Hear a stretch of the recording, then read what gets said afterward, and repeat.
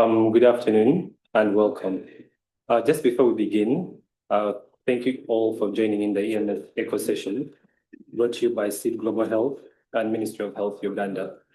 Before we begin, I would like each and every one of us to, in their minds, raise their hands if they have ever dealt with a patient who came into your facility complaining with the complaints of dizziness, or if you yourself have had a complaint of dizziness.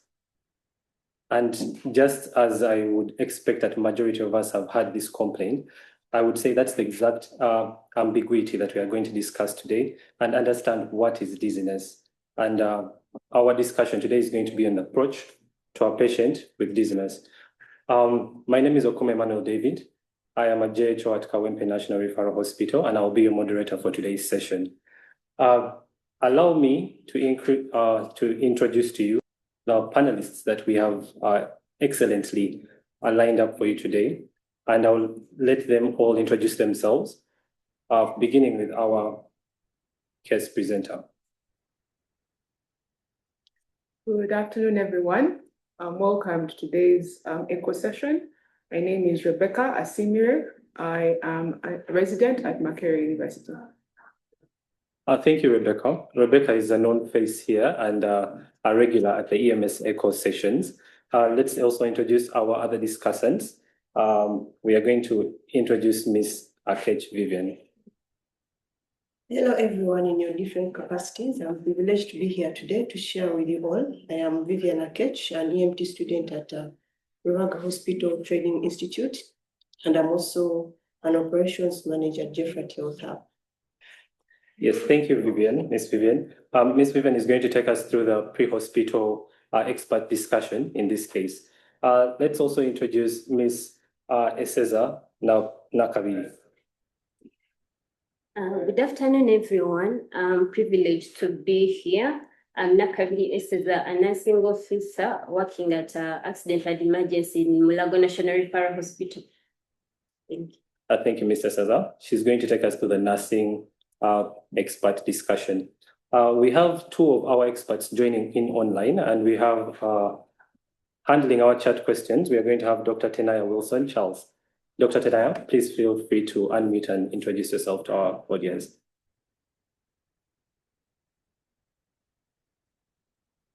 Hello, my name is Tenaya Wilson Charles. I'm an emergency physician from the US, currently serving as a physician educator at Makerere and Mulago National Referral Hospital.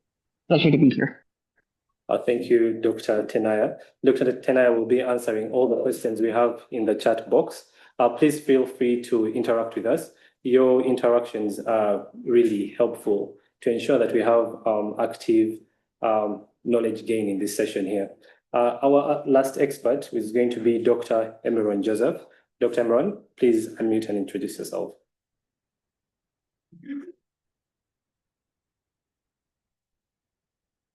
Dr. Emeron, we don't seem to hear you. Could you just unmute? Okay. Hello, everyone. Can you hear me now? Yes, we can. Okay. Thank you very much. I'm Dr. Emron Joseph. I'm an emergency physician. I currently work at Katakwi General Hospital. I'm happy to be part of the discussion. I look forward to discussing with all of us. Thank you, Dr. Emron. As you can see, we have lined up a brilliant set of expert panelists for our discussion today. Before we further go on, we have objectives that we lined up for you today. Our objectives, as for most of you would know, we want to understand what's the key history behind a patient with acute dizziness, what is the pre-hospital care and interfacility transportation of these patients, what's our emergency assessment of a patient with dizziness, and we also want to understand the ED management for these patients. We also want to understand the dizziness in the special patient categories and the ED disposition plan for patients with acute dizziness.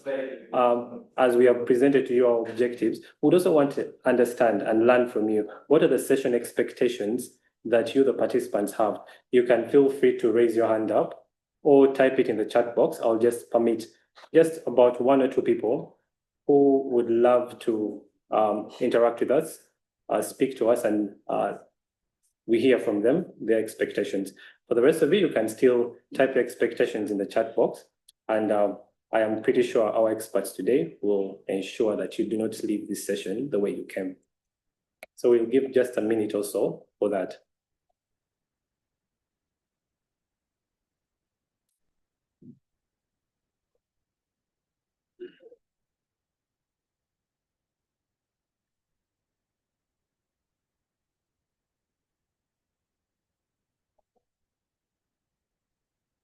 You can keep the expectations, note them down in the chat box, and ensure that we shall read them out for you. In about 30 seconds, we shall be moving on from this segment and starting off our case discussion. But we'd really love to listen to each and every one of us. If I'm to probably call out somebody who would give us their session expectations, I can see Dr. Davis Ahawe has joined the call. Dr. Davis, would you want to give us your session expectations?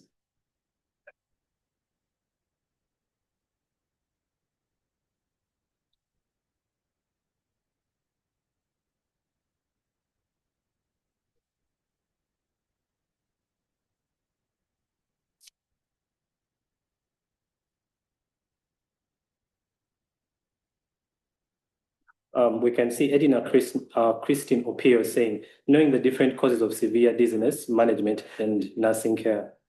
Sonko Lester says, my expectation is basically to learn the management of dizziness. Yes, Sonko Lester, your expectations will be met in this case. Hussein Grant says, diagnostic approach to dizziness. Thank you, Hussein Grant, for your comments. From here on, I think I would want to start off our session and invite our case presenter, that is Dr. Rebecca Asimire. Dr. Rebecca, you can take over.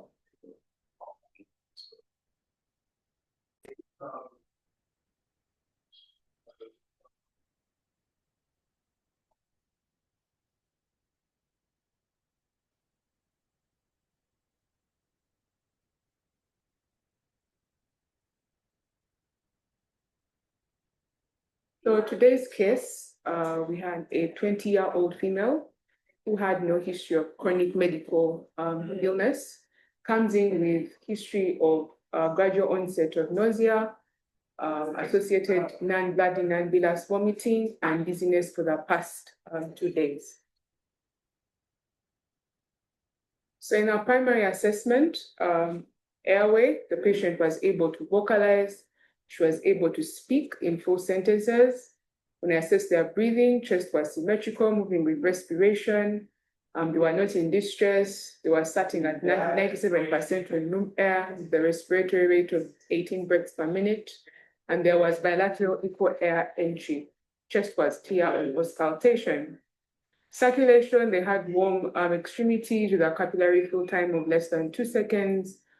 Distal pulses were palpable in all extremities, which were all regular. And the pulse rate was about 110. It was strong, it was regular, with a normal BP of about 120/65. Apex beat was intercostal space, mid-clavicular line with no murmurs. The patient was alert, was conscious, GCS 15 out of 15. Pupils were equal and reactive to light. Patient was able to move all extremities. There was no sign of facial droop and no dysarthria, no aphasia. And the random blood sugar done was 5.3 millimoles, which was within normal range. Patient was febrile to touch with a temperature of 37.5. However, they had dry mucous membranes, and which we attributed to the vomiting that the patient had had for the past 2 days. There were no deformities, no rash, and no enchymosis. So from our primary survey, the threats for the system or the particular issue that we had concern with was in circulation. And we're worried that the patient could be dehydrated. And that was because the patient was tachycardic, had dry mucous membranes, which we associated with the nausea and the vomiting that the patient had for the past 2 days. And the risk that we feared here was hypovolemia and shock. So we started the patient on IV fluids, put a large bore IV cannula, started a liter of fluids, connected the patient to cardiac monitoring, tried to have a 3-lead ECG, and continuous monitoring of vitals. We did take an RBS, which was within normal range, but we did take up other baseline labs, other baseline investigations like CBC, LFTs, RFTs, electrolytes, to mention by a few. Urinalysis and an HCG was done. She's a female of reproductive age, and also ordered for an echo and an ECG to be done. I also gave ondansetron 8 milligrams because of the nausea that the patient was experiencing. So we'll go ahead with our sample history. Patient had an acute onset of intermittent dizziness for the past 2 days that she described as, spinning, the room was spinning, and it was worse on turning the neck to the left, and was associated with nausea and vomiting, and she also reported tinnitus. The patient did not have any known allergies, has not been on any chronic medication. As I said, patient did not have any significant chronic illnesses. The patient last had breakfast earlier in the day, however, she did not finish her meal. She denied any history of double vision, neck pain, any history of trauma, fevers, loss of consciousness, or photophobia. However, she noted that she had an upper respiratory tract infection the week prior with nasal congestion. However, she had no fever, no chills, no chest pain. She did not experience any shortness of breath or any throat pain or sore throat. She did not have any focal neurological deficits in her history, such as slurred speech, dysphagia, ataxia, and she denied any history of a fall. She noted that her last normal menstrual period was 1 week ago.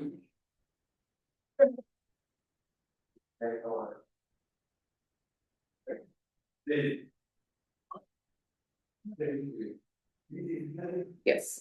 So we went ahead to perform our secondary survey, and relevant positives on the abdominal exam.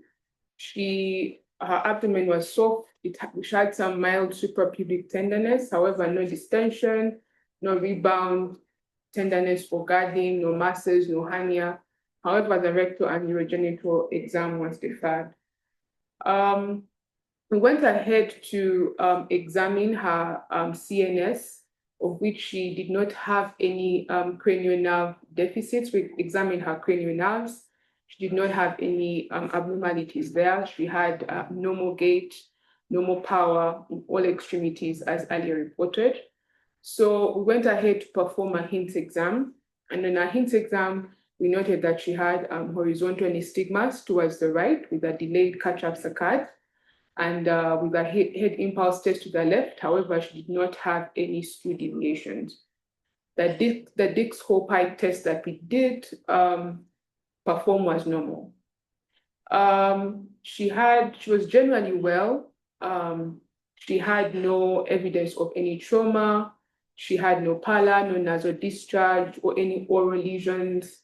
She had a bit of dry mucous membranes, but as we gave her fluids, she started to improve. She had normal tympanic membranes on examination with an otoscope in both ears. She did not have any lymphadenopathy. Her neck was supple, and there was good full range of movement. The back was non-tender, no deformities, no enchymosis, no rash, no clubbing, no edema. Generally, the other systemic examination findings were normal.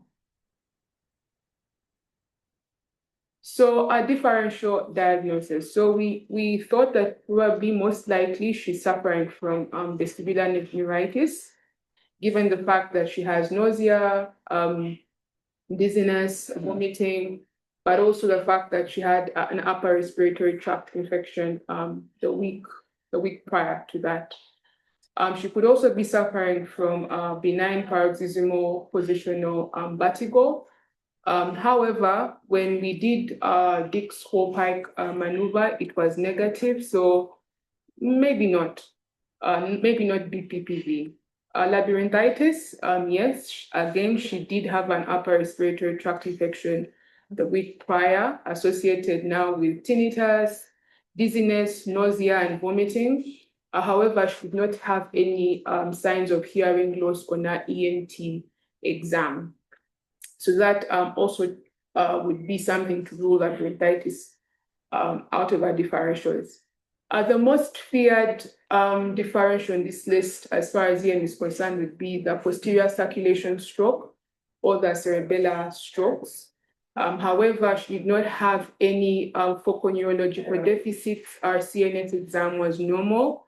However, we cannot completely rule it out, and we shall see with our investigations how we try to rule that out.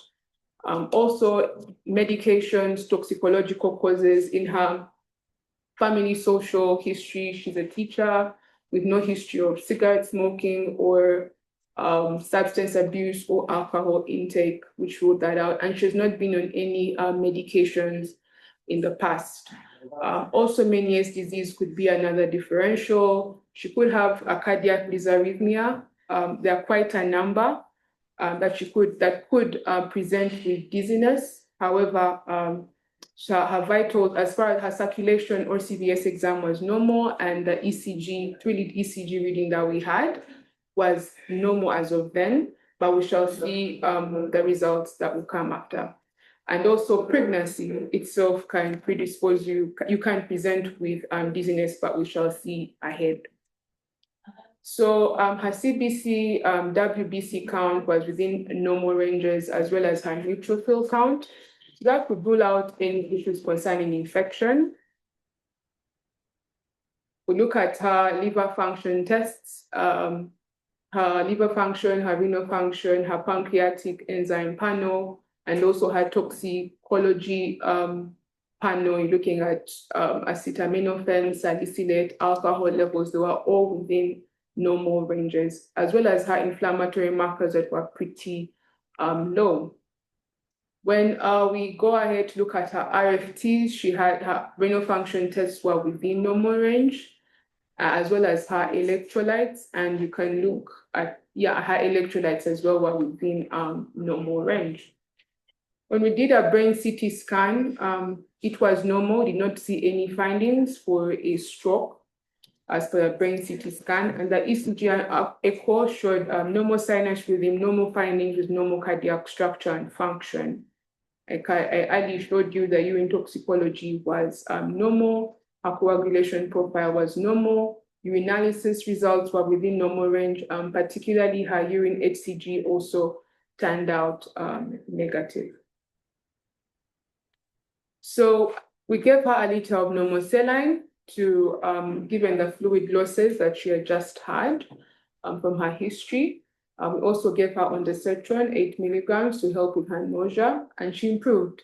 In addition to oral alprazolam 0.5 milligrams TDS, we could have also used diphenhydramine, but alprazolam is what we had at hand. She reportedly felt much better afterwards, and her vitals improved. She was no longer vomiting, her dizziness had started to improve as well or resolve, and she was able to ambulate without assistance.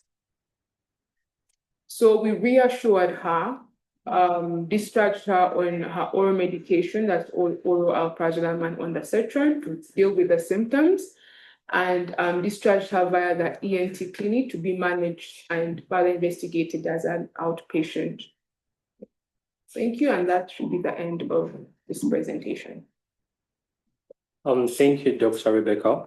Excellent presentation right there. I'm going to give a chance to 1 or 2 people who have questions directly towards Dr. Rebecca's case presentation. You can just raise your hand up. We shall see you and thank you to ask a question or 2 about the case in contention. And for the rest of you, you can still ask your questions in the chat box.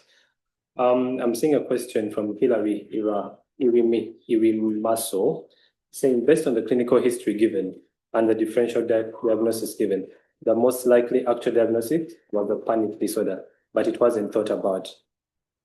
Remember, there's no complete health without mental health. Let me know if I can give more context here. Yes, we shall have Dr. Tenaya respond to some of that, but thank you so much, Hilary, for letting us know about that. Do you have any other questions? You can raise your hand if you have a question about the case presentation. I'm giving about 30 seconds for that before we can move on.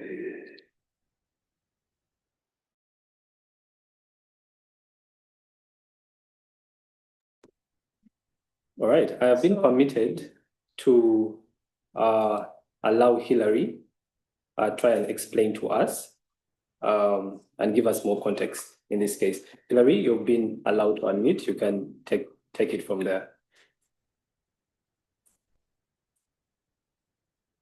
Well, thank you very much for giving me the opportunity. For the listeners and the presenters, my name is Dr. Hilary Irimaso. I'm a psychiatrist. I'm currently the president of Uganda Association of Psychiatry. And when I saw the topic as advertised, I was very, very interested because this is actually one of the most common presentations of mental illness, especially anxiety, but the most commonly unknown or undiagnosed. So basically, my intuition was answered, and you did very well in the presentation. You did very well in the investigations. Again, I was very interested in the differential diagnosis, but when I saw them again, the most likely diagnosis was not given. However, in the treatment that you gave alprazolam 0.5 milligrams, and the patient actually improved. Alprazolam is a benzodiazepine. You didn't give us the indication for alprazolam in your presentation. However, you saw that you told us that when you gave it, it actually worked and the patient got better. Now, alprazolam is an anxiolytic. Panic disorder is an anxiety disorder. So when you gave alprazolam, the patient definitely got better, and then you discharge. Thank you so much, Dr. Hilary. Yes, it's also very important to include some of the psychiatric causes here. Psychiatric causes are noted to be about 55% of our causes of dizziness in this case. Yes, we have Dorothy in the chat thanking our presenter and asking, could there be a possibility of malaria since the patient was febrile? Dr. Rebecca? Yes, thank you so much for the question.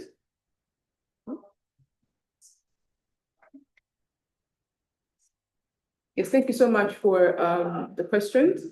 Yes, malaria most likely not part of our differentials given the presenting complaint, but also the clinical exam and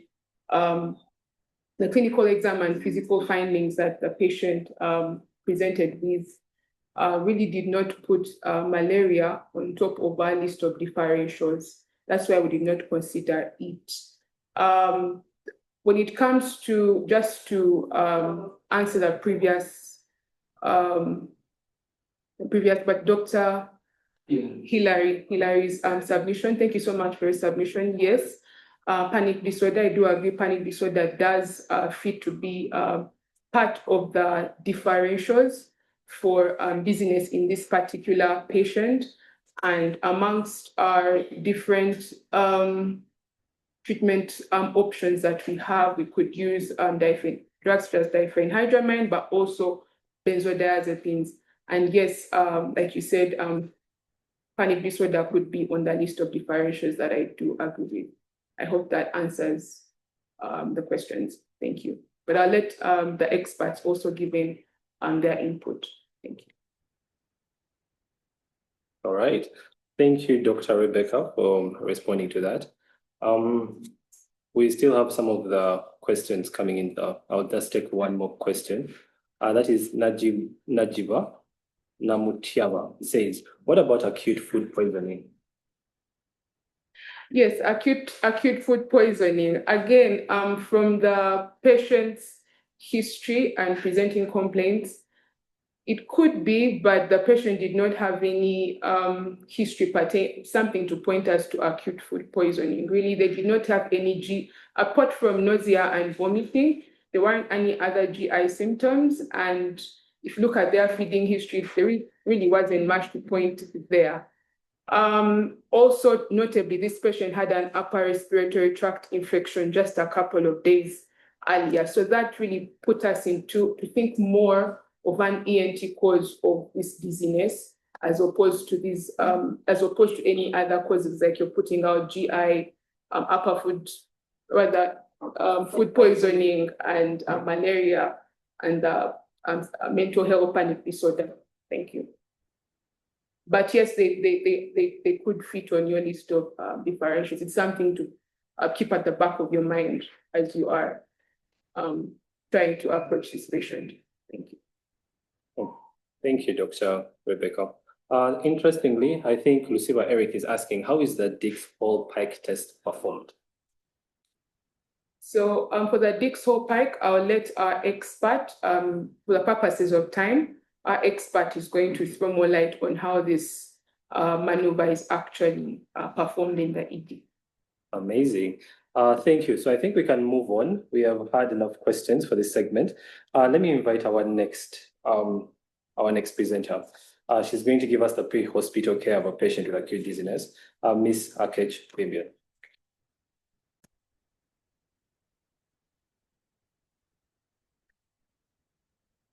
Okay, thank you very much for the opportunity to present to everyone. I'm really glad to be here. So with pre-hospital, we have to prepare very well, starting with what equipment is needed, especially in the ambulance. What are you going with? Who do you go with? What to expect when you get there?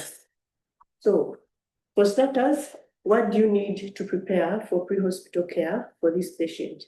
One, we need the staff. The patient should actually be there for the pre-hospital team, the ambulance, to go and pick them. Then we think of the equipment and the medications that we are going to need, the mode of transport for this patient, and then the documentation. For everything that we do, we document, and how we are going to hand over to the next point of care. So on the ambulance, the staff needed on the ambulance, we may need a physician who, for the type of case that you are having today, a patient who is presenting with dizziness, physician may not be really necessary at that point, but we may need to have qualified EMTs with the capability to offer advanced life support, at least 2 of them on the ambulance. Then if you have a physician on call, that would be really good to assist with the directions and any questions or medications that you need to give to this patient. So the equipment and the medications that we may need on the ambulance are some of the most important ambulance equipment and medications that may be used for a patient with dizziness. Would include an oxygen tank with its delivery system, the nasal cannulas, the non-rebreather mask, then the BVM device, the pulse oximeter for monitoring the oxygen circulation. We may need cardiac monitors, ECG, and this with 6 lead, a defibrillator, either manual or we need an AED, BP monitor, mechanical CPR machine, if applicable, IV fluids and the accessories that go along with it. Then we shall need also a pen light torch, a glucometer, thermometer, and a blanket for our patient. So all these things will need to be readily available in the ambulance before you can set off to go and pick the patient. So the key medications that may be needed, most importantly and first on the list, is oxygen. May need antihistamines, benzodiazepines, maybe like diazepam and lorazepam for vertigo, depending on the presentation of the patient. This patient has dizziness, so what we have at the back of our mind, what we think of, what should we go with? We go with most of that. We may need steroids and antibiotics, promethazine for the nausea, vomiting, and whatever it is that is presenting with the patient. And what we should note, and is very, very important, is that pre-hospital providers should always follow the local protocols and medical directions for specific medical administration. That is why we are going to be having a medical physician on call for things like that. So when we get to the scene, on-scene care begins immediately we reach there. We start assessing our patient immediately.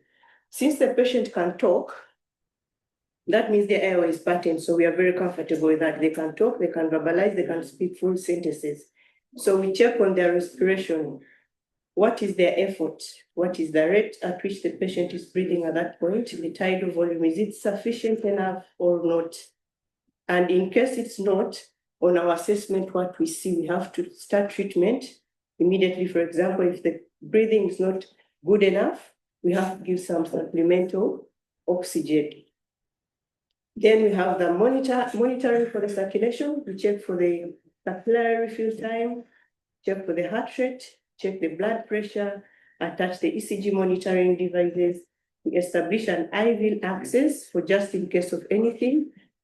Just if we have, let's say, hypotension, low BPs, then we can start with the IV fluids as indicated. Then we check for the level of consciousness using the AVPU. Since a patient is alert, they are talking to us, that is very good for us. We check the pupils for the reaction with a pen light. Then we also check for the random blood sugars. We have to always keep our patients warm at all times. This is always very, very good for them. So the history of this patient, very importantly in pre-hospital care, we have to do a sample history for all our patients. But then for the different cases, there are a few things that we have to put emphasis on. On the sample history of our patient, initially they have no allergies, no past medical history. They didn't have any medical history. They last had their breakfast, which they failed to finish. And the events leading up is they just suddenly got dizzy after the previous 2 days. And that's the reason as to why we were called. In this history also, what we need to put emphasis on is the timing of the symptoms. How is it with the patient? Is it constant or does it happen and stop? Then we need to also understand the triggers that provoke the symptoms. What would they be doing to make it worse or better? We need to get to know all that. And then also a targeted exam that will most probably be done in the hospital. So the responses to the history that we get always determines the classification of the dizziness as episodic triggered, spontaneous episodic, or continuous vestibular. So this history is always very, very important to give us a differential diagnosis of what really is happening with our patient. So the mode of transport for a patient depends on what is available. In Uganda, we mostly have road transport, which is very suitable for all. So for a patient, a type B or type C ambulance would be very, very good for them, whether they are stable or unstable. But we have the type B and type C ambulance, as long as it has a capabilities of providing advanced life support. For advanced areas, advanced countries, they have air ambulances that does that. So a patient would be moved in either type B or type C ambulance to the receiving facility. So the care in transit for our patient, we shall continue monitoring for any hemodynamic stability. Since this patient is not very, very critical, our monitoring will be after every 15 minutes. If the patient was very critical, we'll be taking monitoring after every 5 minutes. So we closely monitor the vital signs, the heart rate, the blood pressure, respiratory rate, and the oxygen saturation throughout. And in case of any changes, we have to act immediately. We continue monitoring the oxygen, continue monitoring the cardiac monitoring device that has been attached on the patient, and we also continue monitoring the neurological status of our patient, reporting and recording any changes in the mental status of our patient. So after making all that research assessment on our patient and the documentation, we reach the receiving facility we use the ISBA reporting tool that is being adopted everywhere. So with our patient, this is how my report would be. I am Akech Vivian, handing over a 20-year-old female, currently stable on no known medical illness other than upper respiratory tract infection a week ago, with a gradual onset of intermittent dizziness, which happened 2 days ago, aggravated by turning her head towards the left side with associated nausea and vomiting, tinnitus in the left ear, and blurred vision when looking towards the right side. She has stable vitals, fully conscious, alert, with no focal neurological deficits, administering of IV fluids at least 1 liter of normal saline, and IV ondansetron, 8 milligrams. So we recommend that we have an EM physician present, an ENT and a neurophysician to review the patient on arrival to the receiving facility. Thank you. That will be the end of my presentation. Thank you, Miss Vivian. Amazing pre-hospital care for this patient that we have received today. I'm pretty sure majority of you did not realize or did not know that we have the ability to actually use the pre-hospital services, the EMS services, to actually transport a patient with dizziness. I think all of you just thought it was something that you can really manage from home. Thank you for enlightening us with that. And from what she has gathered, I think it's very important to highlight her key talking messages here, and that is the description. The description of the patient's dizziness is very important in classifying the etiology of our dizziness. She also talked about timing and as well as the triggers. Understanding this will also be helpful in that management of our patient with dizziness. Let's permit our participants to ask a few questions to Ms. Vivian about the pre-hospital care of our patient with dizziness. You can still type it out in the chat, and if you may, you may as well raise up your hands and we shall select you.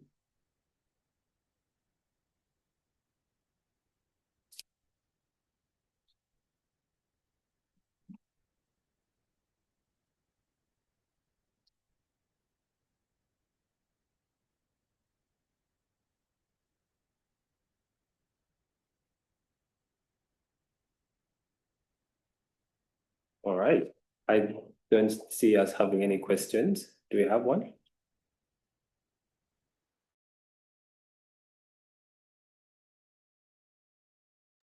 All right. Dr. Tenaya, we would call you on to give us something that you'd want to highlight so far in the discussion, if you have anything to share with us.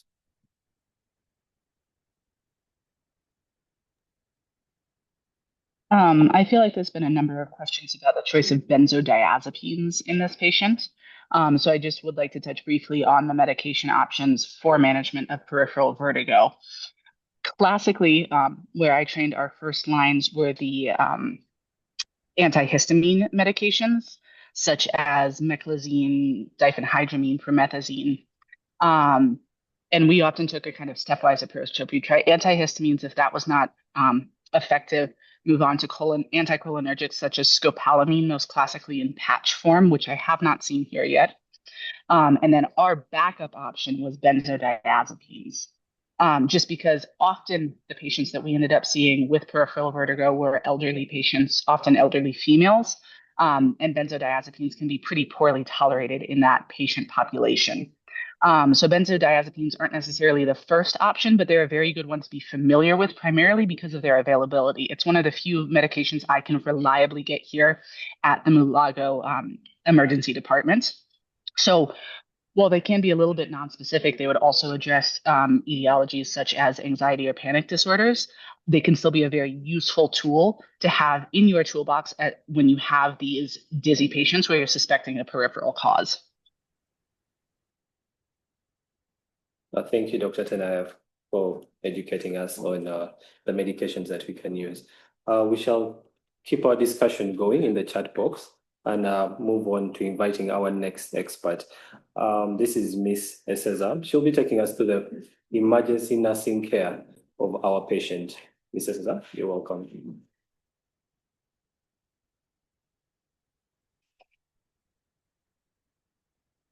Thank you so much, our moderator for today. So I'm Eseza, and I'm going to be taking you through the emergency management of a patient who comes in with dizziness.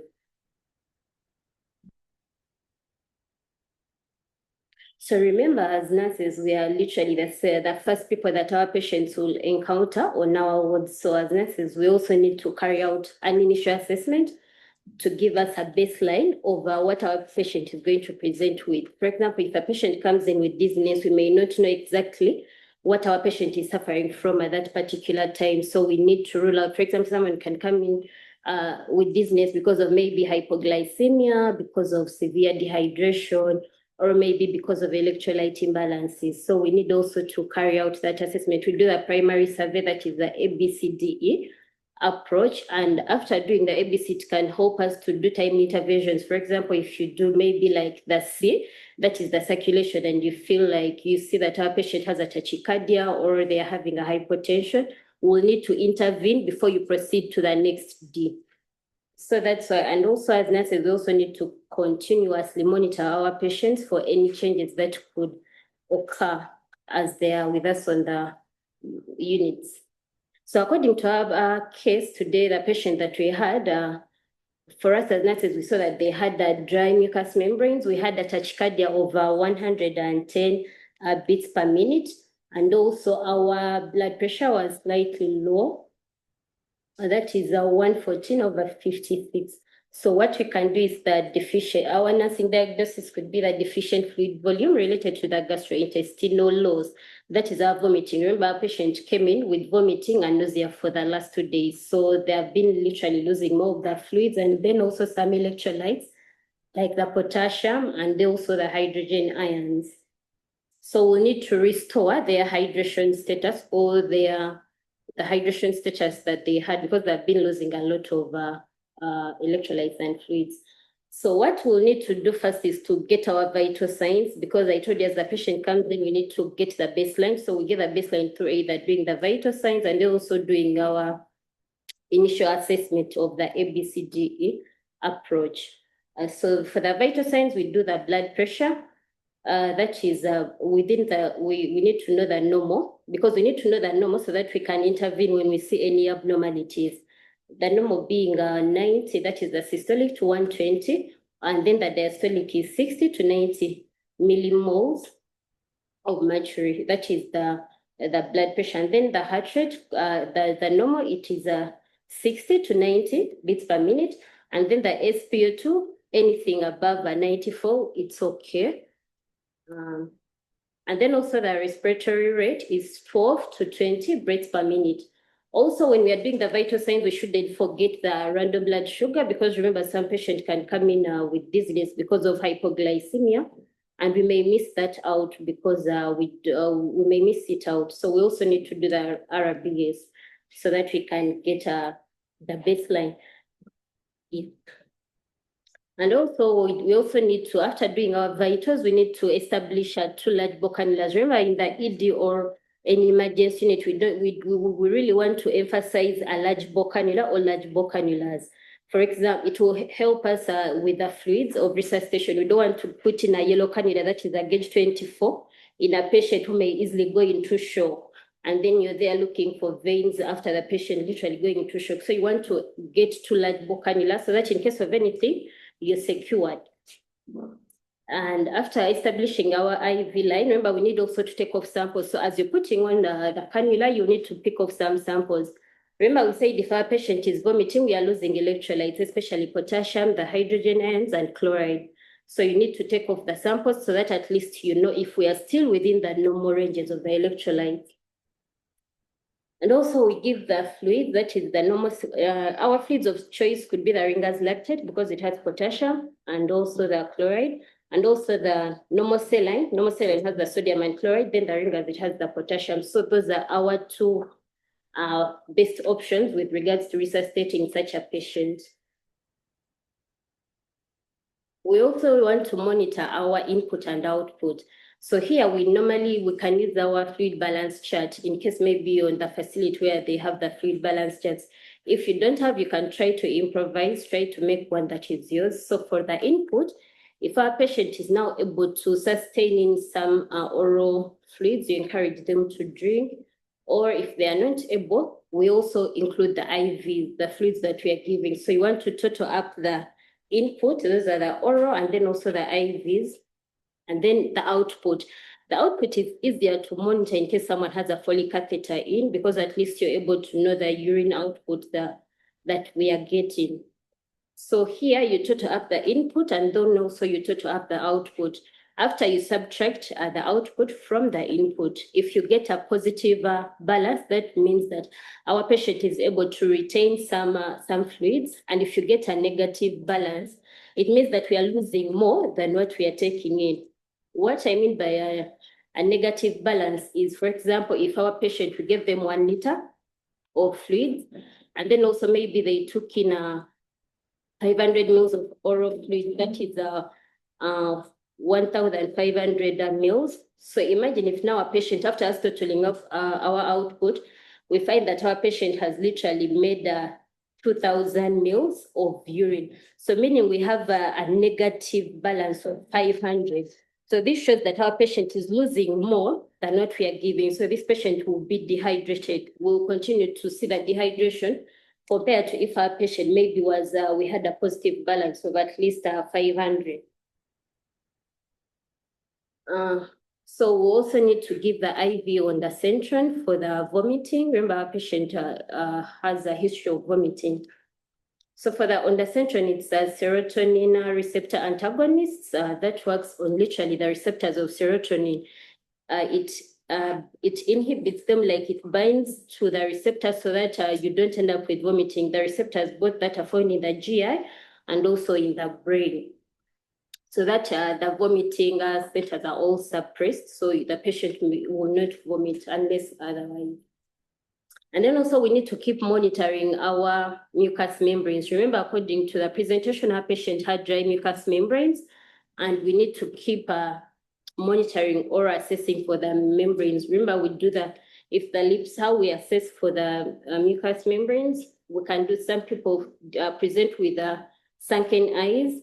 We also have people who present maybe with dry lips, and then they're also cracked. So as you're rehydrating someone, you also have to keep monitoring to see, are the lips getting moist? What about the mucous membrane of the lips? And then also what? The eyes. So that at least it gives us a better indication of the hydration status of our patient. So our next diagnosis, according to how our patient was presenting, remember our patient presented with blood vision and also tinnitus. Remember, tinnitus, it's the ringing sensation in the ears. And that was in the left ear for our particular patient. So we have a disturbed sensory perception related to the inflammation of the vestibular nerve. Remember our patient, the diagnosis, the working diagnosis we have now, it's the vestibular neuritis, which is the inflammation of the vestibular nerve. Remember, it could be caused by the viral infection or any other thing. And in this case, our patient had an upper respiratory tract infection some time ago. So that's what we'll use, a reported evidence by the reported ringing sensation in the left ear and also the blood vision. So here, as nurses, our goal will be to reduce on the severity of the tinnitus or the ringing sensation in the ears, because we want to kind of alleviate the symptoms and the signs that our patient is presenting with. So remember, our patient has blood vision, so we need to assess the patient's visual acuity. We do this using the Snellen chart. And how we use the Snellen chart is you position the patient. I hope like every hospital, they have a Snellen chart or any other tool that you could be using according to facilities and then also maybe the organizations. So you position the patient at 20 feet away from the chart. And then they would occlude one eye per time. They occlude one eye, you assess to where the patient can read the best. And then after assessing for that eye, you also do like that to the other, with one eye being occluded, the eye that you're not examining, they always occlude it, and then you assess for the other. And then after, you have to assess both eyes. If someone is using maybe glasses or something, you allow them to use it as you're assessing for the visual acuity. And it's expressed in fractions, whereby our numerator is the distance from which the patient is sitting or standing from the chart, and then the denominator is the distance at which a person with normal vision will be able to read the same line that maybe our patient read this. So the higher the denominator, maybe the worse the condition is. For example, if our recording of the Snelling chart after assessing the patient is 20/30, meaning our patient is able to read what our patient is able to read at 20 feet. That is the numerator. The other person with the normal vision is able to read that very sentence at 30 feet, meaning now our patient's visual acuity is literally deteriorating. So that will also help you to get a baseline, whether our patient is improving or if they are deteriorating. Then we also need to encourage our patient to change positions slowly. Remember, we said our patient had a dizziness. They also had the ringing sensation in their ears. So you don't want them to move the head quickly, because that could worsen the symptoms. And then you also want to keep them in a place where at least you're literally minimizing on the frequency of the episodes of dizziness, and then also the ringing sensations in the ear. Then you also administer our medication, that is the alprazolam, as earlier discussed. And then also you want to also provide a calm and quiet environment. We don't want to overstimulate our patient who is already agitated because of the ringing sensation. You don't want to be there and then you keep adding more noise to the already condition that they have. So you want to give them a calm environment where they will not be overstimulated.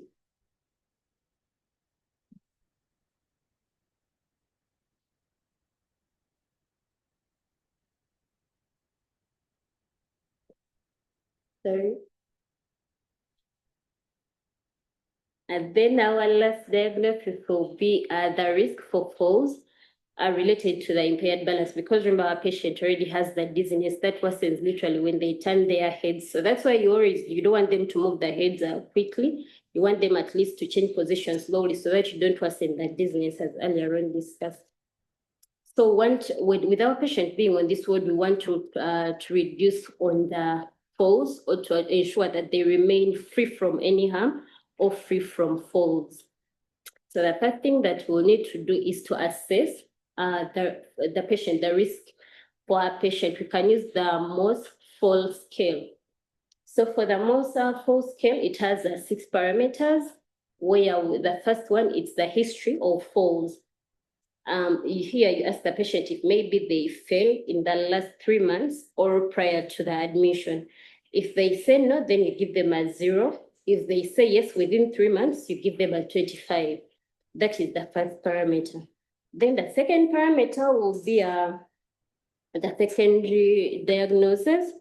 Let me say, like our patient presented in with vomiting and vestibular neuritis.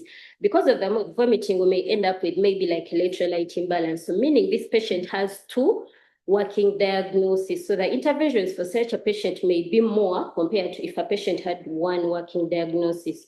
So that is what we mean by a secondary diagnosis. So that, like having 2 things at the same time going on for the same patient. So here, if the patient has has 1 working diagnosis, you give them a 0. If they have 2 or more than 1, you give them a 15. Remember, we are talking about having 6 parameters in this scale. So we are on the second parameter. Then the third will be the ambulatory aid. Is our patient using any walker? Is our patient using a cane? Or are they holding onto furniture as they walk?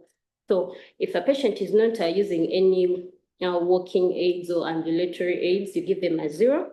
If they're using maybe like a walker and a cane, you give them a 15. And if they are walking, maybe as they hold onto furniture or on the bed rails, you give them a 30.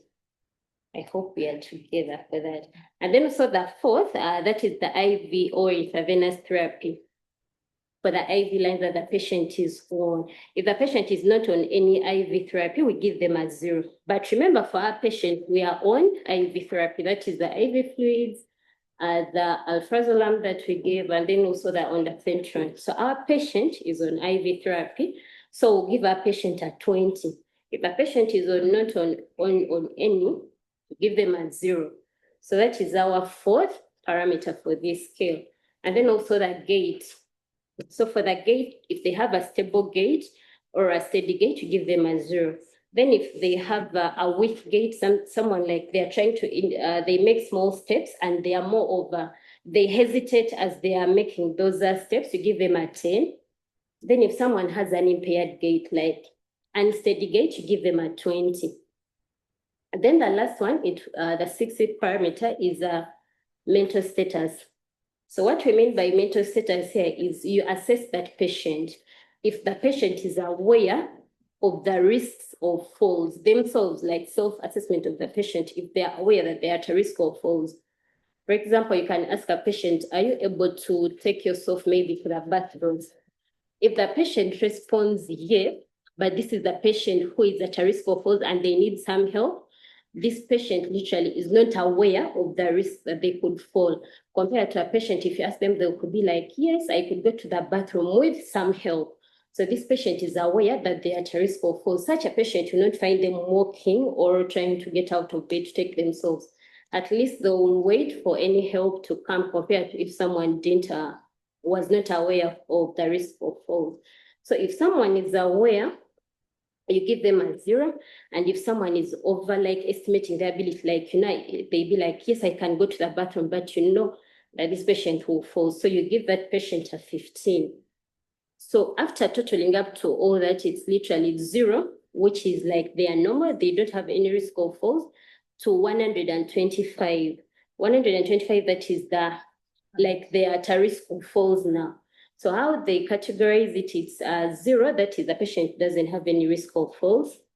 Then less than 25, remember we've been trying to total up, meaning they have a low risk of falls. Then if they have from 25 maybe to 45, moderate risk, and higher than 45, they're at a high risk of falls. So according to this scale where our patient falls, because we only have IV therapy, we are at 20. So that is a low risk of falls. So you also transfer the patient to a room near the nursing station. Remember, if the patient is at a risk of falls, you want to keep them nearer where you can easily observe them. You can at least try to meet their needs in case they need some help. And then also you want to maintain the fall precautions. For example, you could use bed alarm. Like there are those beds that have an alarm in case maybe a patient needs something, they just ring the bell, and then the nurses at the nursing station will be able to respond. And then you also want to keep the side rails up. For a patient who is at a risk of falls, you don't want to leave the rails down. Otherwise, they may roll over, and then you may find them on the floor. And then also some facilities have the fall risk bracelets, like they're bright in color. They can put them around either the patient's wrist so that this patient can be easily identified by any health worker, whether they are attending to them at that particular point or not, so that they can see, oh, that patient is at a risk of falls, so that they will be able to help them wherever necessary. And then also you want to keep the bed locked. For example, a patient has dizziness. You don't want to have a bed where it's swinging back and forth, because at the end of the day, it may increase on the dizziness of our patient. And then also you also want to keep the bed at a lower level. For example, if a patient ends up falling, if at least they're on the lower level, the injuries may not be so bad compared to if they were on a higher height. So you want to keep the bed at a lower level, so that at least in case of any injuries, it is not so bad.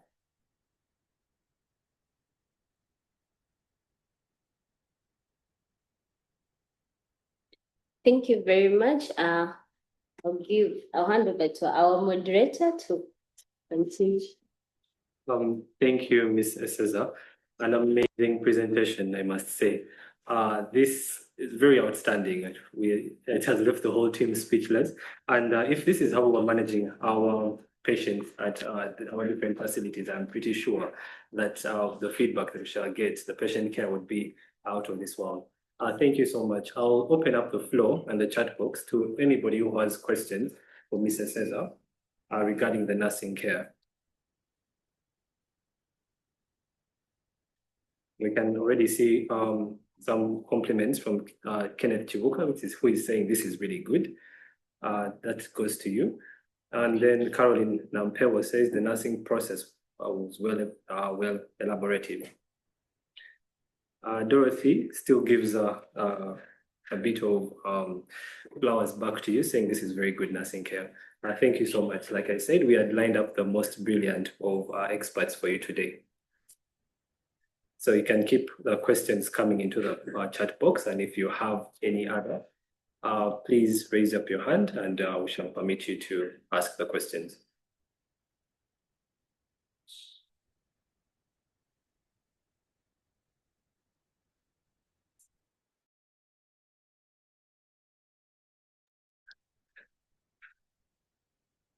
Yes, as you line up your thoughts, I can still call on Dr. Denaya.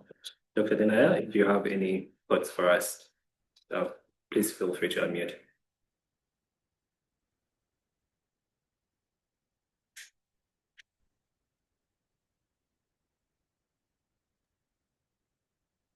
Very thorough presentation, as I am not a nurse myself.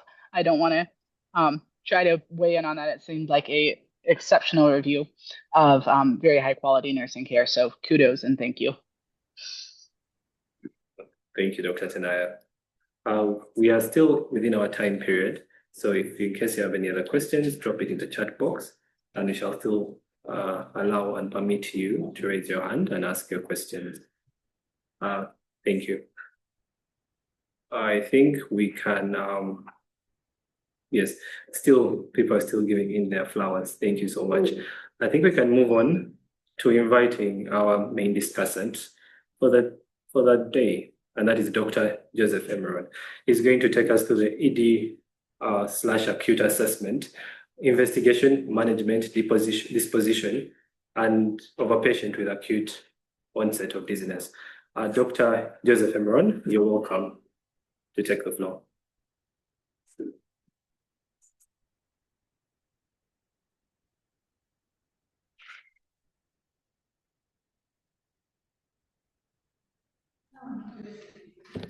Thank you very much, moderator. I hope everyone can see the screen. Yes, we can. Okay, thank you. Yeah, so today we're going to talk about approach to a patient with dizziness when they come to your emergency room, emergency department, or it could even be in your OPD, wherever you are. So our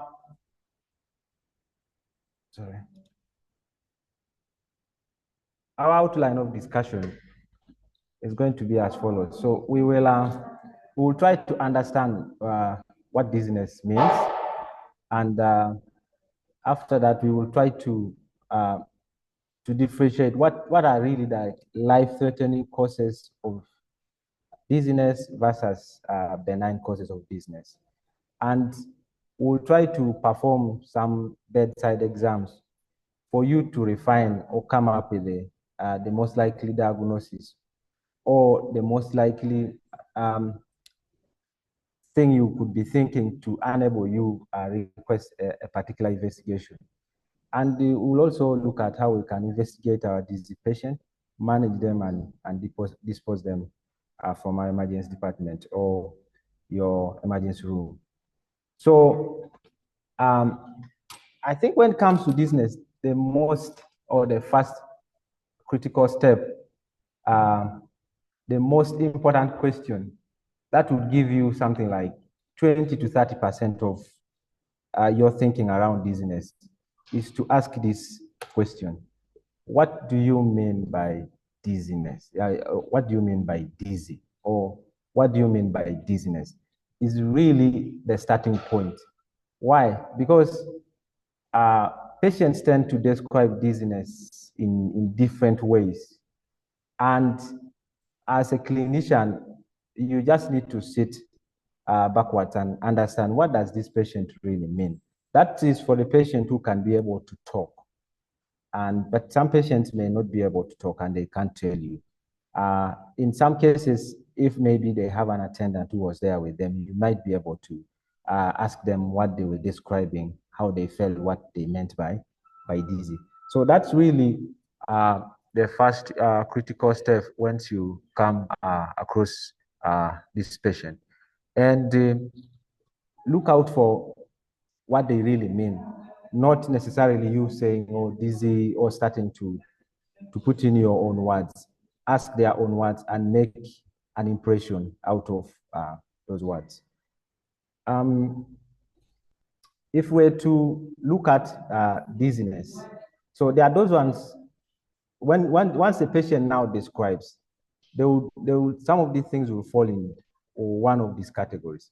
They might tell you that, oh, I feel like the room is spinning, or I'm moving around the room, or there's some bit of wilding around. So when you get that kind of description, that already points you to somewhere. You're thinking, oh, this could be peripheral or central vertigo, which could be peripheral issues to do with the vestibular system of the inner ear. It could be the diagnosis we just dealt with, vestibular neuritis. It could be BPPV, which is benign paroxysmal positional vertigo. It could be Meniere's disease. It could be something connected with the ear, once the patient tells you that. But it could also mean that it is something going on in the brain, like stroke. I think some of the presenters mentioned. So very important to understand what the patient describes. And then there's that category of patient that will tell you, oh, I feel lightheadedness. I feel like I'm about to pass out. I feel like I'm about to faint. I feel like I'm about to lose consciousness. So once you get that kind of description, and then that takes you to a different direction, you're thinking, oh, there's something going on like syncope. How do I approach a patient with syncope? And I remember some time back, we did a session on approach to a patient with syncope. So, and you'd be thinking, oh, there's something maybe in the cardiovascular system. There's something reducing the blood. What's going on in this patient? And then there's that category that will be having problems with the equilibrium. So it's mainly about balance. They are unsteady. They are unable to walk. They feel like they are falling off. So there's that category of patient. Then there's that category where you not even actually understand. They'll say, oh, I'm feeling brain fog. I'm feeling like I'm floating. I'm feeling like high, disconnected from, my body is disconnected from the world. Something like I'm feeling weak, fatigue. So really get from the patient. Now, for those patients who have none of the above, some books say other category. The most likely causes could be metabolic, anything going on, hypoglycemia, dehydration, electrolyte imbalance, hypoxia. There are several problems, but also it could be psychiatric conditions. And I remember some participants, they were so much interested. Yes, some of these psychiatric conditions can give you dizziness. Things like panic attacks, anxiety disorders, depression can give you the thing. Somatization disorders, dissociative disorders. There are quite a number of psychiatric conditions. Or it could be drugs. Yeah? So the description of dizziness is the first most important for you to understand when you're approaching this patient with dizziness. And before we go to a real approach in emergency department, I just wanted us to look through the different causes of dizziness, and they are categorized. I think the two systems that really stand up when you're approaching this patient, it has to do with something with it could be something to do with the central nervous system. It could be something to do with the cardiovascular system. And the other one falls to others, which are mainly metabolic. And when you look at the vestibular system, there are things we have discussed already: BPPV, vestibular neuritis, labyrinthitis, Meniere's disease, and so on. There are those other diagnoses. And then we also have things to do with the central nervous system now, things like stroke. Stroke is really a very important diagnosis. Then you have things like vertebral basilar insufficiency. It could be just a migraine. It could be neoplasm. It could be, infectious causes. Could be hydrocephalus. Could be neurodegenerative conditions. So there are quite a number of things that can give you that multiple sclerosis, and then could be somatosensory things like diabetes, vitamin B, and this one is mainly for disequilibrium. These people who may have unsteady gait, because we know diabetes damages the nerves. If you lack vitamin B complex, you may have issues with the nerves, and that might affect the transmission of signals within your body. It could also be just a problem with your eyes. You could be having, cataracts, or you have refractive errors, and the data gives you things to do with imbalance. And then cardiovascular, I remember some of my colleagues mentioning this. Could be arrhythmias, heart failure, quite a number of things, and systemic. So I remember someone talking about poisoning. So toxicology, things, some of the poisons can manifest with some form of dizziness. Some of the also endocrine disorders like hypothyroidism can manifest. So endocrine, metabolic, those are other causes of dizziness. For the purpose of this discussion, we will focus more on, peripheral vestibular causes like PPVB, vestibular neuritis, stroke. It's really important to know how to differentiate this and also know which causes are benign and then which causes are life-threatening, and then you take on an action. There are things here like they say cervicogenic vertigo. This could happen in elder people. Maybe someone's moving their neck and something happens to the artery behind there, and then they get some kind of dizziness. And I'll bet you that as people grow older, they are more likely to be dizzy. Why? Because the number of changes that happen in different organs, but also some of them start taking quite a number of medications, and that's likely to make them dizzy. And sometimes it could be multifactorial causes for those ones who are elder. So younger people, it can happen, but it's very rare for young people to start having BPPV, because we know that comes with the aging. There are some changes in the fluid that moves in the semicircular canals. So age of your patient can also sometimes tell you what could be going on. Well, so now, if they have brought your patient to the emergency department, of course we do triage, and really when we are triaging, we're asking ourselves, is this a red case or is this a green case?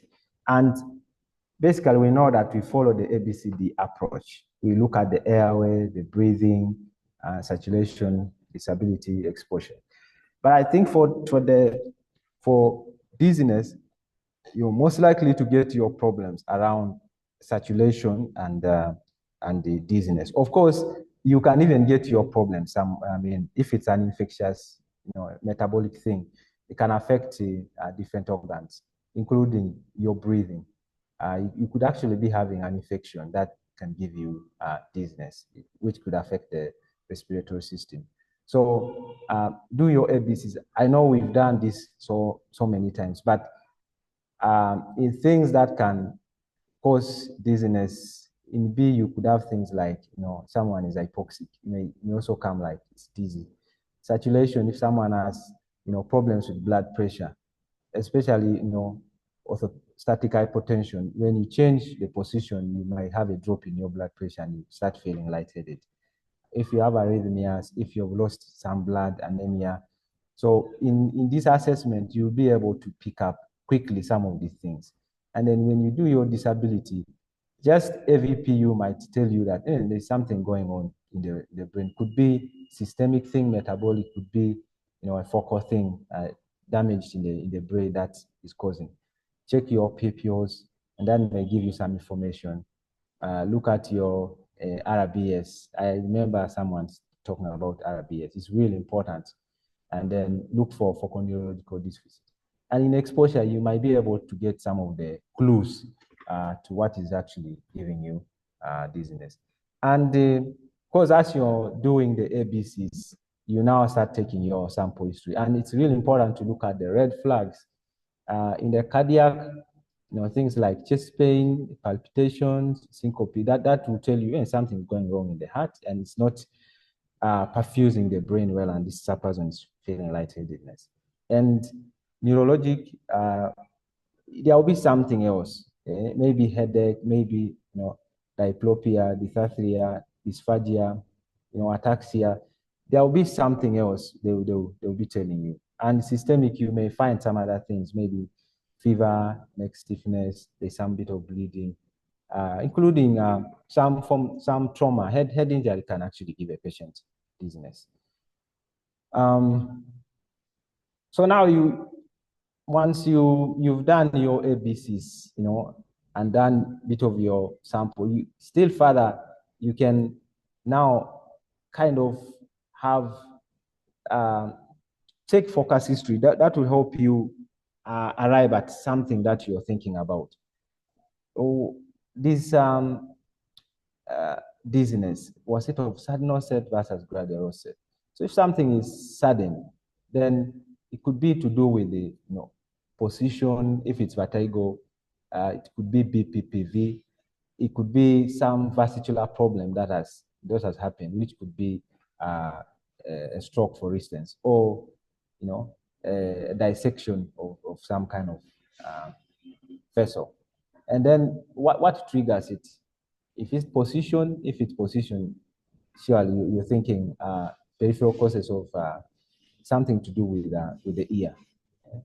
Is it head or neck movement? So those are things you'll be thinking. And duration is important. For BPPV, it is something that lasts for seconds. Something lasts minutes to some hours. You could be thinking of things like TIA, migraines. More hours, more days, you're thinking about these diseases, Meniere's disease, you're thinking about vestibular neuritis. You might be thinking of heart, problems. Then if you also think about associated symptoms, what are the associated symptoms? And it's clear from the patient we got. Things like hearing loss, tinnitus, those ones point you to the vestibular problem in the vestibular system of the ear. And if there are focal neurological deficits, it's pointing you there's something wrong with the brain or central nervous system. And when you look at the past medical history, it can actually give you clues. Some people with migraines, they have had a migraine before. People have had, they have existing heart disease, cardiovascular disease, they have diabetes, they have issues with their spine. And it's very important to review medications. There are quite a number of medications that can give you dizziness, ranging from antihypertensives, anticonvulsants, chemotherapy drugs, painkillers. There are quite a number of them. You can just check them out, but be aware that there are drugs that can give you a number of, can give your patient dizziness, especially in the elderly. Those ones who are on chronic care. It's really important to think about the drugs they're taking. Then your examination now, based on from just the definition of dizziness, we've been able to cluster these things, and this can now help you, target your examination. If you're thinking around, syncope, then you're really looking at the cardiovascular system. Repeat your vitals, so already you'd have taken them. You could do, change of position. Now, what does it have to do with the blood pressure? And you've got to do this safely, because sometimes, patients could fall. Depending on the environment, you may not be able to do that. And do a bit of your cardiovascular exam. Check for these mammals, listen to the chest if there is some kind of pulmonary edema. I'm not going to teach you how to do cardiovascular exam, but just know that do your cardiovascular exam and you'll be able to pick up some things. Then it's really important to look at your ENT. Already we have seen that something vestibular, there will be some problem in the ear. There will be some sort of hearing impairment, especially on the side which is affected. So it's important to do your hearing, check the hearing. And this, in an emergency room, you could do this easily. Tell the patient to close the eyes, and then you can just try to use some sort of sound on one ear and ask them, hey, can you hear something? If at all they are not hearing, then you know that, hey, there's a problem going on. But if you can do the Rhin and Weber test, then it's fine if your setting can allow you. It's important to remember to check your hearing. Then neurologic exam, it's really, really important, and it's non-negotiable. I remember in this case, we did the neurological exam. So I'm not going to teach you this. Most of you know this. It's really important to know that you need to do your neurological exam. I remember my previous colleagues, they tried to teach us how to do assess for your sight, for vision. That is cranial nerve 2. Cranial nerve 3 up to like cranial nerve 6. You go to look at how the eye moves, check the pupils. These other cranial nerves 7 and 5, you need to check the face for sensation and things like that. Most of you know how to do this. If you don't know, you can check out how to do cranial nerve exams. But it's really important. Why? Because for patients, differentiating between peripheral causes of, if we are looking at vertigo, peripheral causes of vertigo and the central causes. In most cases, if you have central causes, you are likely to have a problem with your neurological exam. You will pick up something. And neurological exam in the acute cases is even more sensitive in picking these strokes, the posterior strokes, compared to an early CT scan. So that's why it's really important that you must do your neurological examination properly. And of course, we know when we are dealing with the neurological exam, you have already done maybe AVPU, you've checked your pupils. You look at a bit of power, look for obvious things, facial deviation, weakness. You may not have time to do this proper, but at least you should be able to pick up something that has gone wrong. And then cerebellar function exam is also very, very important.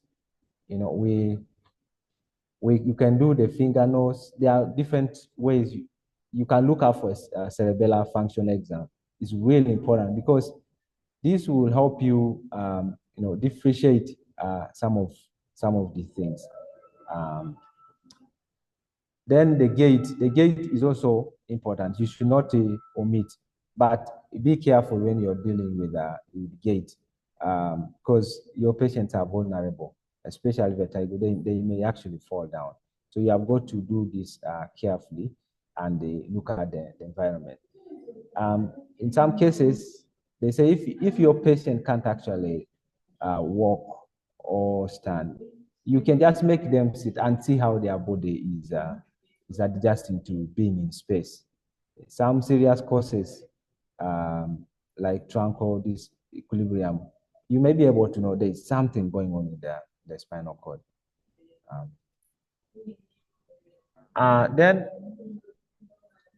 So now we are looking at vertigo. This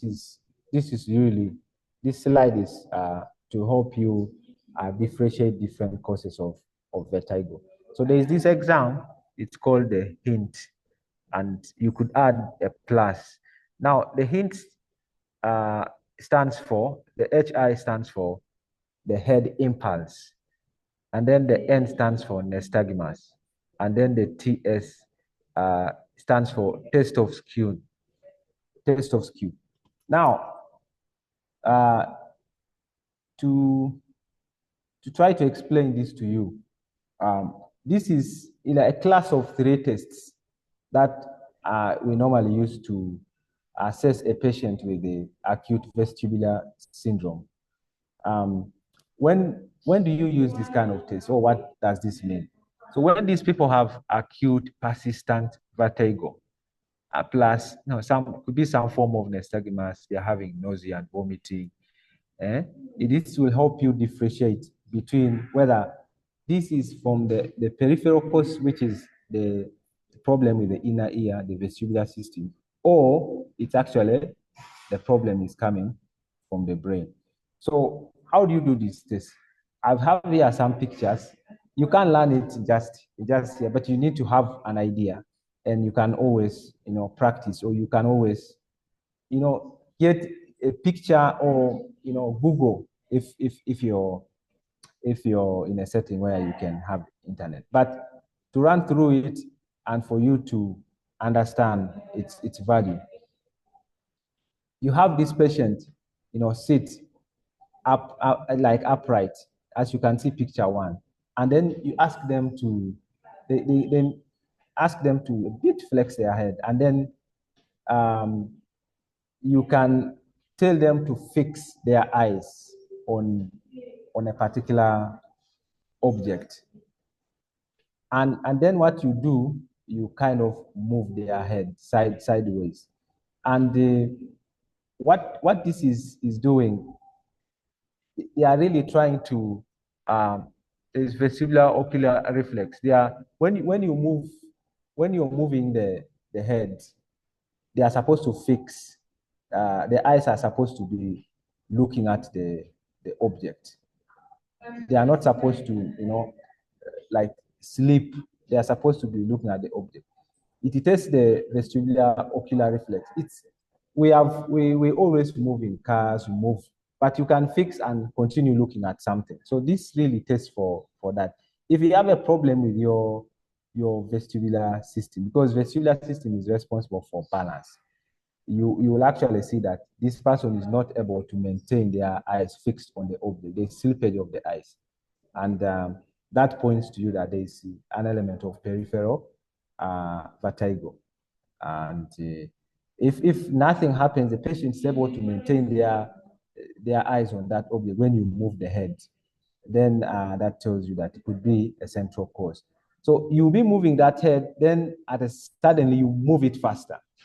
There is a link here. You can watch it in a video that will explain to you better, and you'll be able to understand. Then the second one is now really nystagmus. And we know nystagmus means that your eyes are moving and twitching involuntarily. So you will tell this patient to fix their eyes on an object. Could be your finger. Then you move your finger. So once you see that the eyes are twitching, there are a few things that you need to understand. Is it because nystagmus they will be moving a certain direction. Could be the left, it could be the right. So if when you're moving your finger, they just move to the right. Even if you come this side, they twitch to the right. Unidirectional, that it is only moving in one direction. Doesn't matter whether you move the finger to the left, they will be moving to one direction. Then you'll be able to. That is a sign of peripheral nystagmus. But in the event that you're moving this finger, then when it comes to the light, it changes the direction. The eyes are pointing to the right. Then if you move this side, it's pointing to the left. Or they suddenly go upwards, torsion, they rotate upwards. Then that points you that it's more likely to be a central cause, which could be posterior.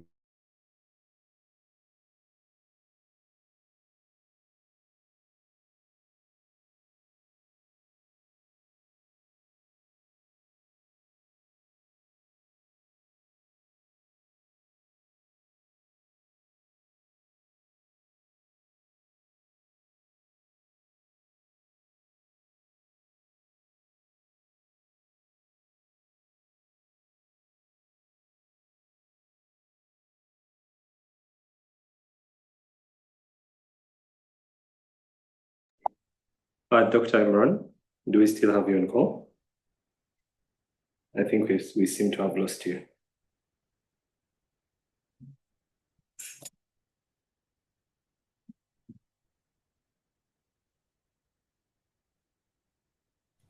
Dr. Imran, are you still on call? Yeah, I'm on call. Sorry, I think I don't know where I left the team. Can you hear me? Yes, we can hear you now. You can proceed. Yeah, we still left us on the hints exam. As you were telling us, describing to us some of the maneuvers. Oh, yes. So this is where I was. I was telling you that I cannot probably make you understand this thing full, but you need to understand its importance. And you can have this link below. You read through it, you watch that video and tell you. But basically, the HI means head impulse. You move the head, have the patient fixate to an object. They are looking at that object. Then you move the head. Pardon? Hello? Yes, doctor, we can get you loud and clear. Yes. I left you at the hints exam, isn't it? Yes, you did. Yes. So I'm explaining this. I'm saying that what's important is to really understand its value. It helps you differentiate between central and peripheral vertigo. And the diagrams there try to explain what you actually do. For the HI, which is the head impulse, you move the head and fix the patient fixes to the object. And what you're looking at is the slippage of the eyes when you're moving the head. If it happens, then the issue is peripheral. Now, the nystagmus, you basically, the patient fixes the head and they have to follow your finger. The eyes will be moving. So if you get nystagmus, involuntary twitching of the eyes to one direction, let's say on the left, it doesn't matter which side the finger goes, whether it goes to the right or the left. If it's within one direction, then that's likely to be peripheral. If it changes direction, you bring the finger this side, and then the eyes, the nystagmus is facing this side, then you take the finger the other side, nystagmus is facing the other side. Yeah. Then the cover test is you cover one eye, you fix to the object. And you're basically looking at whether the response the person gets from the eye. If it remains the same, nothing changes, that means that it's peripheral. If the eye movement changes, then it means that it's more likely to be central. So this test is highly sensitive in picking central problems, particularly the stroke. Some literature puts it at around 95%. And when you add the hearing test, it even increases. If you get a problem with hearing, then it's more likely to be peripheral. Okay. This is the interpretation of the test, basically. I think I've already talked about this. And if you really, your test is suggestive of a central cause, then that patient may need an emergent imaging. And if it's peripheral, it's more likely to be, it's benign. It's benign the way you're thinking, but in terms of a patient, that sort of dizziness is disturbing them. You find a way to, but at least you're not worried it's going to die in the next minute. Okay, then this other one, this is for differentiating between vestibular neuritis and the BPPV, which is a benign paroxysmal positional vertigo. So I remember someone was asking about the Dix-Hall-Pike maneuver. So when we look at BPPV, we know that the problem is that there is formation of you form crystals in your semicircular canals, and the semicircular canals have different orientation, and there's fluid moving in. So the fluid can actually get lodged in a different orientation and gives you that feeling of vertigo. So basically, what the Dix-Hall-Pike maneuver is doing is to try to generate that kind of to lodge that crystal in a wrong position and then trigger that kind of feeling in a patient. That's basically what this is doing. And the literature puts it that the sensitivity, its ability to pick up, that it's a range. It's some put from 45 to around 80 something, 88, and with average of 79. What I want you to know is that it is one of those tests that can help you. But in some cases, it might be negative, and you may have to do it repeatedly in order to kind of get that positive test. And again, for this, you just look it up. You can have the picture, you're seeing the picture, and you can also watch a video. But basically, what happens, you sit your patient on a couch. You should have a couch where you're going to do this. And sit them in a couch in a way that when they fall back, like lie supine on that couch, they beat the head is kind of hanging from the edge. So you deviate their head, you turn their head to about 45 degrees, and then you make them lie supine on you take them to lie supine on their back with the head turned in that position. And this is for you to get it positive. It's really important that you go to do it like swift. If you go slowly, you may not get positive. And you can repeat it on the other side. So what happens, a positive test, when you take the patient's head, so the patient can experience the vertigo, violent, vertigo for seconds. But also you may observe nystagmus that is moving towards the affected side. But another important thing, when you do this repeatedly, the patient gets used to, you are less likely to trigger that. That is really one of the things that can differentiate BPPV from vestibular neuritis. Then on this other side is the Epley's maneuver. Now, Epley's maneuver is for correcting the BPPV, and it's actually like the treatment for BPPV. And basically, you can teach the patient to do this themselves. Teach them a couple. The important thing with this, you can even get a chart. Just have a chart in your emergency department there, which has the things, and you can keep it there. Even a patient, you can print one and give them. So basically, these are the steps down here, and you can see you sit your patient, and you let them turn the head towards the affected side. Aided by the health care provider, they lean backwards with one here pointing towards the ground with your neck extended. A bit of extension of the neck. Remember, the head has to be a bit hanging. And this is how you take your patient. And then once they reach down, they can turn their heads 90 degrees. And then the patient can now turn to lie on one side. Then they can get up. So the really important thing with this is that it can be learned, and it can be done by patients themselves. You just show them what to do. And once a patient has this, they will be able to notice the difference. So that is it about that. Investigating our patient. So you do targeted investigations. From the definition of vertigo, you will be knowing where exactly I'm moving.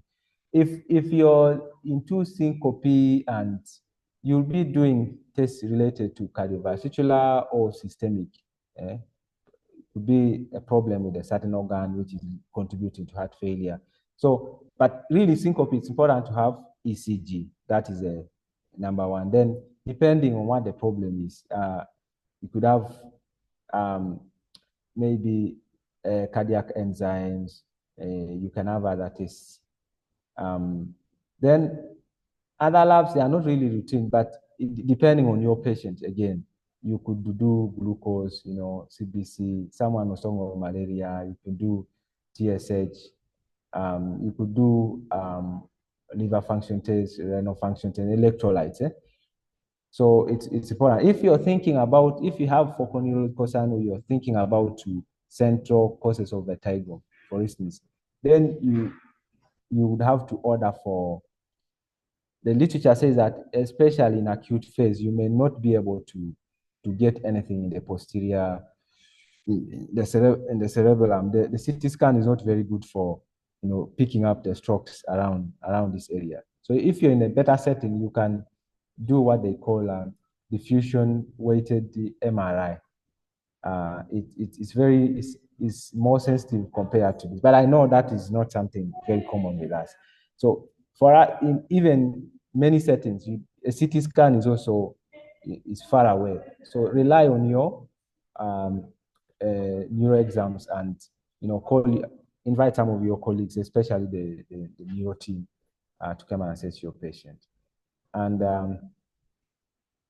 look for the red flags. That if you get these red flags in the hint exam, then it could actually help you request for this. So the tests again will depend on the picture you're seeing with your patient, and it's important to do targeted tests to avoid unnecessary doing unnecessary tests. For instance, if you're looking at your Dix how spike maneuver is positive and the other, you basically don't need to do any tests.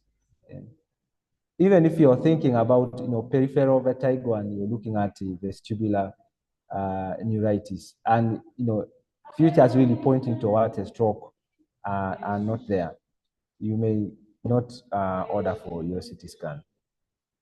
Okay. Treatment will depend on what is really causing this, and I think we have discussed treatment of stroke somewhere. What's important is to recognize, be able to consult the neuro team, and there will be a number of things you can consider to help this patient. And if you're thinking about this, for our case, we thought that it was around vestibular, peripheral vestibular neuritis. And a number of my colleagues have already talked about this. So things like antiemetics, antihistamine, antiemetics, drugs like in other cases, benzodiazepines are useful. But also, if you're thinking about this, you may consider steroids. I saw a discussion around steroids. You can actually consider steroids, and there are a number of steroids depending on the setting where you have. And preferably, you can give this if they can tolerate oral. You can give them oral.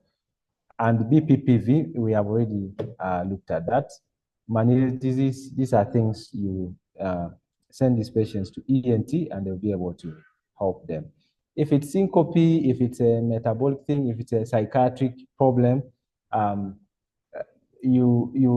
there are ways, if your diagnosis is pointing you towards a psychiatric issue, so involve the psychiatric colleagues. And if a patient may be agitated, and you can give them something to sedate them. If they are very anxious, the benzodiazepines can work for them. And the disposition, so you decide, should I admit this patient, should I discharge this patient? And there are a number of things you can think about if you're discharging. So is this a benign issue? Are symptoms controlled? Are they able to ambulate safely? Are they tolerating oral fluids? Are they able to be followed up in a shortest time? And these patients are experiencing vertigo, or fainting, like it is important to take precautions when these patients are actually walking, or driving, avoid heights. These are things that you can think about. And consider admitting your patient if you're thinking, diagnosis could be stroke, could be dissection, they are vomiting, they are dehydrated, they are vomiting, they have significant cardiac problems, or they are having heart failure, they have inability to ambulate, at home. Diagnostic, it's not clear, and they are concerning futures. There are those things that are usually not you're in a sort of a gray area. If you're doubting, watch your patient for some time. And really, the take-home message from this discussion, I really emphasize that ask your patient what they mean by dizziness.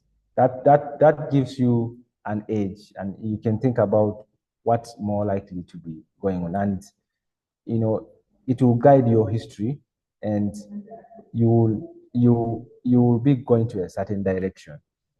And vertigo is not always benign. It could be a stroke.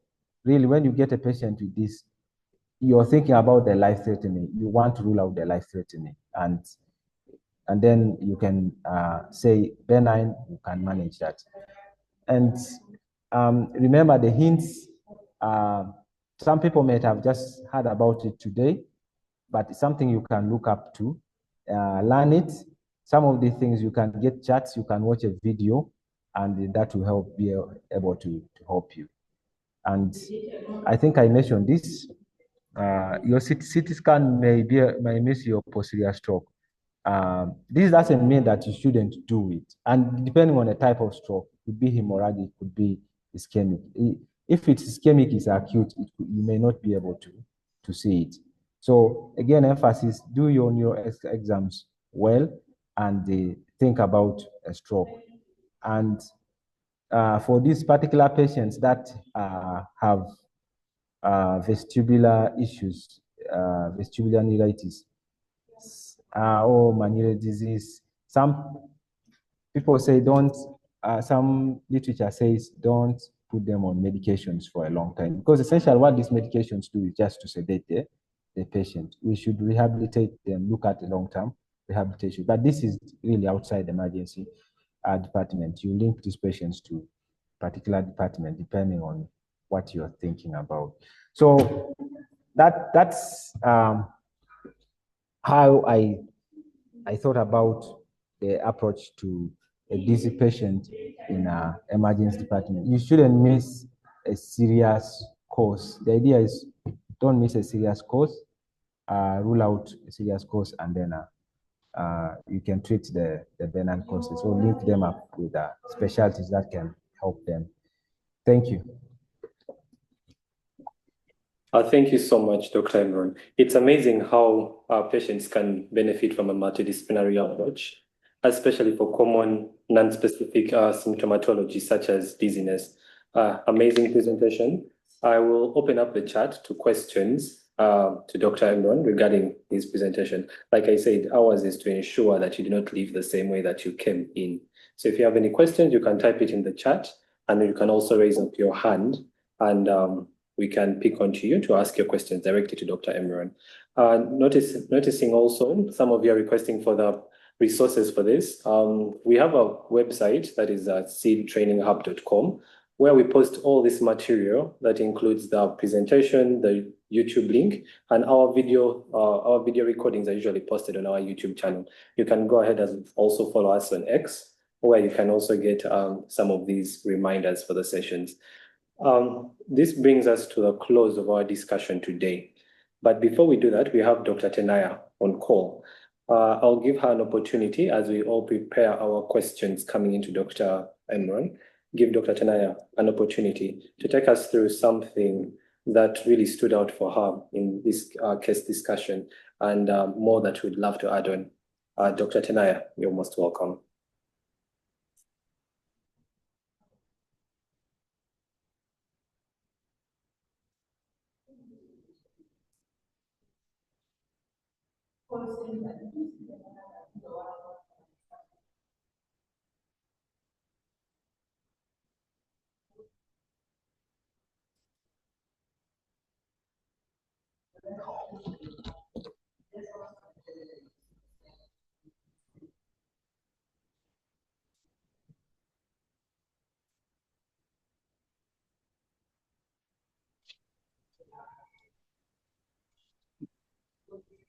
Dr. Tenaya, you can try again. I think you can unmute yourself. Thank you for helping with that. So as far as kind of some takeaway points that I would like to emphasize, there are two. First and foremost, I think when Dr. Emeron was talking about the difference between lightheadedness and dizziness, this is a really important thing to try and tease apart from your patient. It's not always an easy distinction to make.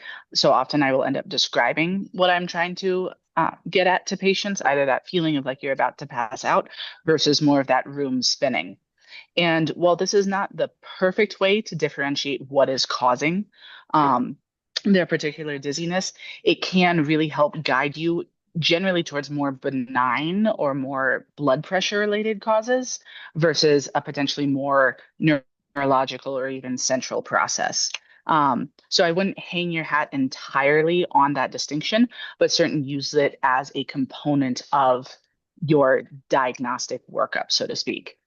And then the other point is, I think in emergency, it's always really important to differentiate most common versus most concerning.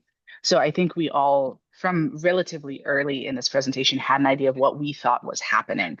It's a pretty classic vestibular neuritis case, but don't allow the most common to obscure the most concerning. Because no, this, based on the HINTS exam, this did not sound like a posterior stroke, but you absolutely need to rule that out. So in emergency, I think those are always my two first diagnoses. What do I think is most likely? And then what do I think is most concerning? And I need to remember that I don't forget to rule that out.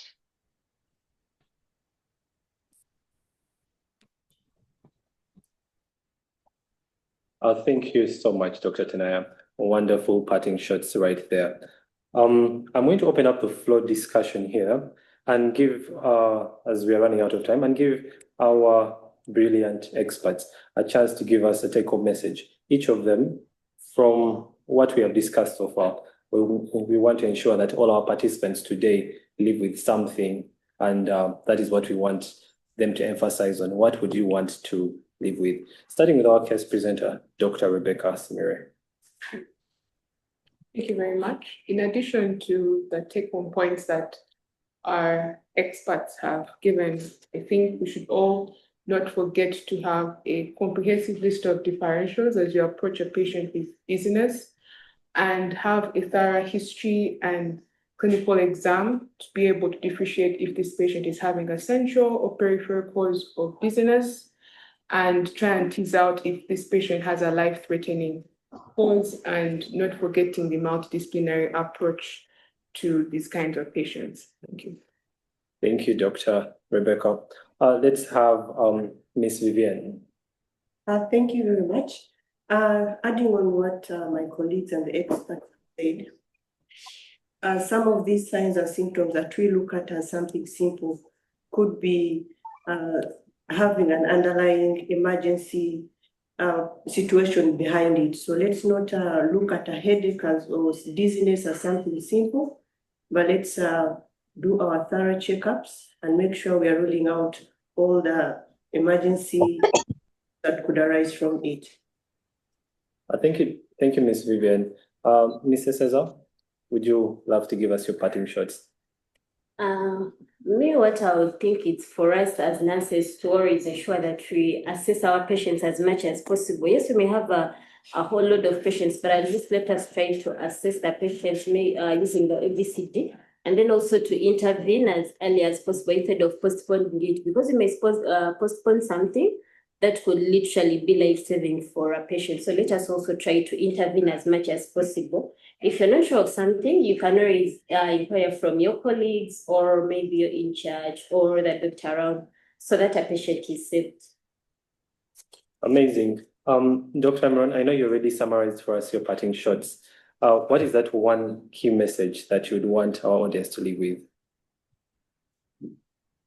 I think for me is when you approach your dizzy patient, think broadly and narrow down and focus on, stabilizing your patient first, and then trying to rule out the most serious causes of dizziness. But in the process of doing that, try to make sure that you get to understand what your patient is telling you, what exactly they mean by dizzy if they are able to speak to you. And don't forget your neuro exam. Thank you. Amazing. That is it from our team here. Do we have any questions? Feel free to type your questions in the chat. Dr. Tanai has done an amazing job in answering some of your questions. I do not think majority of you are going to have any questions left. I can just see the CPD link has just been posted. For those ones who have been really attentive for the sessions and those ones who have been asking for it as well. We are 5 minutes into closing the session, and I would want to tell you all, thank you so much for joining in for our EMS Echo Session 106. We are going to have our last session of the year. That is going to be on the December the 19th on Friday, same time, same place, and still brought to you by Seed Global Health and in collaboration with the Ministry of Health. So usually we have a culture that for those ones who have attended the sessions, for our dear participants, would ask you to unmute, rather to open up your videos and such that we can leave with screenshots as evidence of our attendance, something that we can live by. You have been an amazing audience. Thank you so much for participating, and we shall see you in the next session. We can see Okelo